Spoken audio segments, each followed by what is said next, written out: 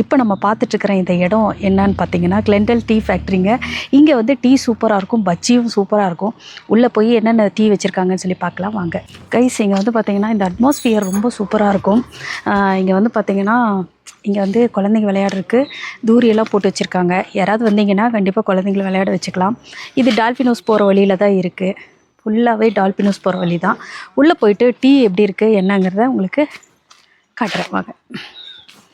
Guys இப்போ வந்துட்டு relax பண்ணுறதுக்கு இங்கே வந்துட்டு நமக்கு தூரியெல்லாம் வச்சுருக்காங்க. ஜாலியாக அப்படி உட்காந்துட்டு அப்படியே சின்ன பிள்ளையாட்டம் நம்ம வந்து ஞாபகங்கள் வரும். அழகாக வந்து வீடியோவுக்கு இப்போ நான் போஸ் கொடுத்துக்கிட்டு இருக்கேன் தூரி ஆடிட்டு. அதோடு சேர்ந்து ஜாலியாக நான் என்ஜாய் பண்ணிக்கிட்டு இருக்கேன்.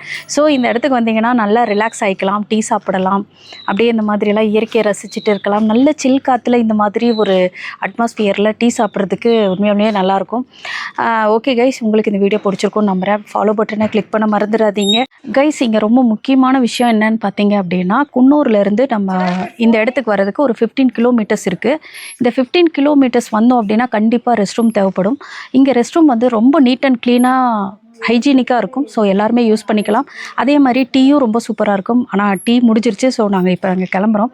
வரவங்க யாராக இருந்தாலும் 6 o'clock கொஞ்சம் முன்னாடியே வாங்க. ரொம்ப சூப்பராக இருக்கும். Thank you so much. ஒரு சப்போர்ட் பண்ணுங்கள், ஃபாலோ பண்ணுங்கள். Thank you so much.